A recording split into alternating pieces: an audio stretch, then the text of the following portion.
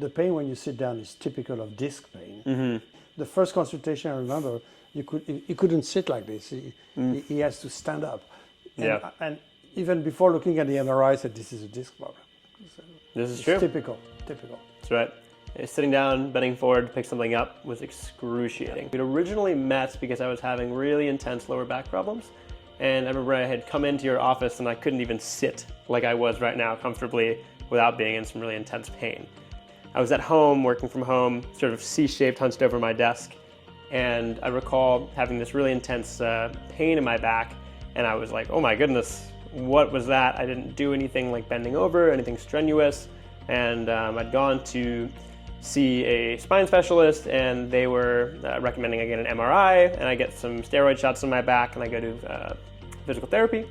And I'd done that whole song and dance, and then a few months had gone by and the sort of pain began to creep back in. And then I'd gone to visit a friend of mine in Florida, and I was playing table tennis, and I took a step and I felt a really nasty twinge in my back. The next day I woke up in the worst pain of my entire life. I was writhing on my bed, on the floor, didn't know what to do because no matter what I did, moving or not, I wanted to like scream in agony. And a friend drove me to the hospital. They gave me a bunch of pain medication and I flew home. And so having no luck with the original strategy of trying some medications, doing the physical therapy to strengthen my core, I was seeking a second opinion. And so I had gone to a spine surgeon. He took a look at my back, and I think I would have been 23 years old at the time. And he was like, dude, you look like you're an 80-year-old. There's no fluid in your lower disc, and there's not that much fluid in the disc above that. And so he said, there's one guy I know who is, I believe, the understudy of the person who invented the disc replacement surgery. And he said I would let him operate on myself or my children, and I'm gonna call him right now. So standing in that gentleman's office, he called you. And he's like, hey, I've got this kid here, you need to see him. And you said, sure, I'll take him. And so I marched up the Upper East Side on foot, slowly but surely in the pain I was in, sat down in your office, and you took a look at the MRIs, listened to my story, and you told me if any surgeon ever tells you that you need surgery, you should run. You said, I believe that you can, like, here's what I see, here's what I suggest, but the decision is ultimately yours. And so from there, I believe we had met once or twice more, discussed the details, and ultimately went for it. And changed my quality of life in a really incredible way. Pre-surgery, I couldn't really exist without being in pain. Going to bed, waking up, standing, trying to do exercise, sitting, like in all facets of life, I was unwell. And not only did it weigh on me in a sort of pain, physical way, but also mentally, it was a really intense burden to carry to always try to put on a face when you're experiencing chronic pain.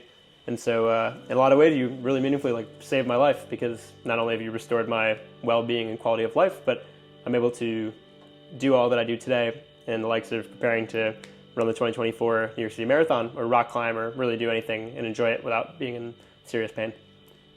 This problem is not as common at this age.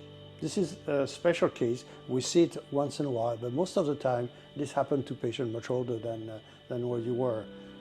However, when you reach a certain level of pain, the fear of surgery disappears a little bit. I always say when a patient is not sure whether he wants to have surgery, that means that the patient is not really ready for surgery. And basically when I told you I can fix you, you said, okay, let's do it. And because it was in agony. When you say save his life, it's mostly save the quality of life. However, we've seen cases of patients who resisted surgery and went into a narcotic problem, and some of them get addicted for their entire life. Even after surgery, they would never get out of it. So the narcotics trap was very high in a case like this, because the pain was so intense that I assume he will, without the surgery, I don't see him living with this pain all the time. He would have lived his life crippled with narcotics, basically. And when you compare narcotics addiction to the risk of surgery, I think I would go for surgery anytime in this situation. The other problem is doing spine surgery on a young person, very young person, is a little bit challenging because whatever we do has to last like 80 years. Who knows it's going to last 80 years? But when you operate on somebody who's much older, you are more confident on the longevity of the implant that you're using. But for a 23-year-old, so we always try to be very conservative with young patients. But in that case, it was obvious that he needed help. He needed somebody to lend him a hand, and I think that's the right thing to do. Just a little technical note. You mentioned it. We could have done a two-level fusion like everybody would do, or most people would do. And we would have had a good result. However, the challenge is in the future. We're thinking of the future when you deal with a young patient. And the future of a two-level fusion have a very high risk of deteriorating the disc above the fusion because the whole lumbar spine participates in the motion of the spine. If you block two levels, then the one above is going to have to work much harder and will not last as long. And we've seen patients who every 5, 6, 7 years needs to have an additional fusion, and it's like a domino effect. Not on everybody, but on some patients. So the artificial disc is a way to avoid this. People have the misconception that an artificial disc is to get more motion of your spine. I don't think so. If you had a two-level fusion, whatever your mobility is now would be the same. The only difference is this mobility will take place all in one disc instead of being shared between different discs. That's a big difference. And for young patients, I strongly recommend avoiding the fusion. So now, in your case, we were able to do a fusion at the bottom, and on the top of it put an artificial disc, which means that the fusion will not deteriorate the artificial disc. This is very strong. And the disc above is protected by the artificial. So it's a very good combination. And this example also shows that after a successful operation, then everything is possible. You can go back to a normal life, basically. For sure. I think it was 3 months after the surgery, I was back able to clear to do whatever I'd like. I really had no issues resuming normal life at all. And now I'm back to full-on exercise with no problem. But don't get me wrong, this is a big operation. This is a big decision in somebody's life. It's not, for us as surgeons, it's routine because we do it every single morning. But it's a big deal for the patient. But for us, it's routine, but sometimes we have to step back and see what we're doing to people. And all of a sudden, when we have a problem ourselves, in our families or in ourselves, and we need to say, okay, I'm going to have surgery, all of a sudden, we have the real vision of the problem. We know how stressful that is. And you think about, the next thing I want to talk about is the potential complication. Thank God with the new technology, with the right training, the proper experience, complications should be rare. And knock wood, we don't have many complications. However, we see some complications coming from different places. And if this is not done perfectly, then it's always possible. I tell you that now because you're done, but it's always possible if something goes wrong to make you worse to what you were before. No matter how bad you were at the beginning, it will always make you worse. And this is something that we have to focus on when we train, when we use the products, and when we perform the surgery, which means this is a lesson we give to the resident. First of all, you have to be perfectly trained to one procedure. Number two, you have to use the product that you know, and don't jump on any new product that comes on the market. Because I would say that 60% of the new product come on the market, after a while get discontinued because there's too many complications. So don't jump on any new sexy product, just stick to what works. And number three, do it properly. When you come, this is basic training for resident. I'm in charge of the Telenoxia. Is just don't come to the OR tired, unprepared. not knowing who the patient is. You have to give the patient a maximum chance, as if it was your own child or your own spouse. So this is challenging, and I'm glad that now, combining all these conditions, we have much more good result like yours than complication, which was not the case 30 years ago. When I started my training, we were trained to manage complication because they were so frequent that we were expert in managing complication. And now we don't see that anymore. And that's good.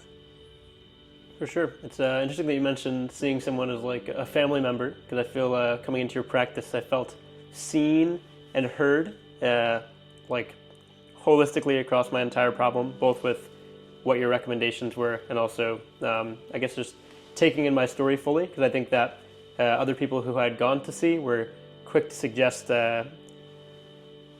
different ideas on what the solve would be, as if that was the end-all truth. But I suppose that everyone's body is different, and there's different ways to approach how someone might be able to get the help they need. And I feel like that when coming into your office, I could have left and never had an operation, but still felt very comfortable in your office environment.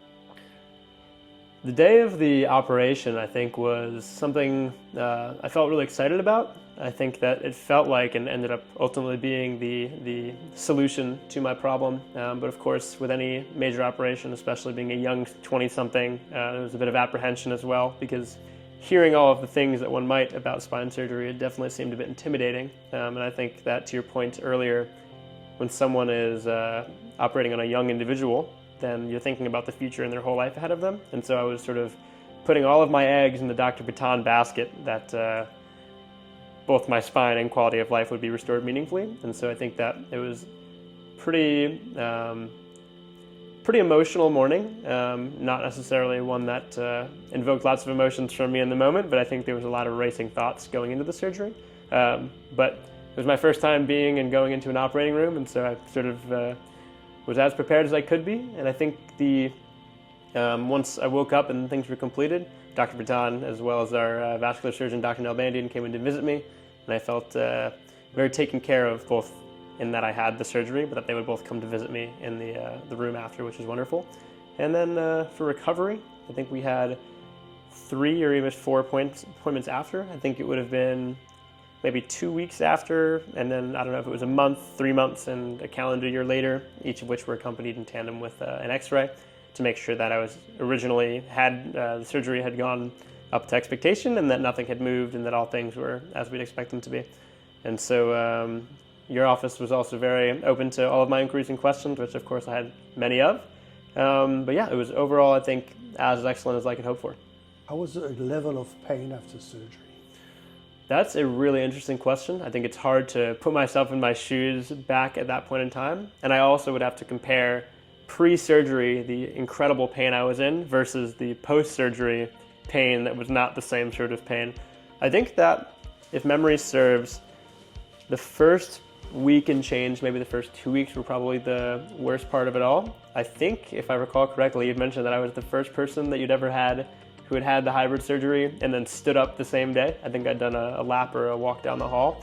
And so I think that when you hear spine surgery, you imagine that you're flat on your back for the better part of a year and you're slowly going to get back to life. But I was walking same day, and within days that improved pretty quickly. And I think the more that I moved my body, the better I felt and the better I regained that mobility. And so I think pain was admittedly, real for, I'd say, the first week and a half, and then it began to fade after that. And I will say, I think it was 3 months to the day after, I was headed off for a trip in Ecuador, and then I went to a music festival a few weeks after. So I was, within the quarter of a year, back to living life in a healthy way. Yeah, so just tell us, you're a young man, very active, athletic, and what's your life now, and what are you able to perform? Are there anything that you would like to do but that you don't do by apprehension of hurting your back, or you just forget about it except tonight? It's a great question. I completely forget about it. I don't think twice about doing anything active. Doesn't matter if it's something cardiovascular, something with lifting weights. I spend a lot of time running. I'm training for the New York City Marathon. I think on Saturday I ran 21 miles, and I didn't think twice about if I was going to have any back problems or if that's something I should or should not do. I do a lot of rock climbing as well, which is bouldering usually, which means I'm not harnessed to anything, and so I don't have a fear on. It's indoors and I'm not doing anything dangerous, but I have no fears of falling off a wall and injuring myself that way. Usually on a vacation I'll try to do some sort of more adventurous sport like windsurfing, regular surfing, and so I feel like I've been able to maintain a very active lifestyle at this point. So be careful on doing all these exercise and activities, but we'd be happy to see you run the marathon in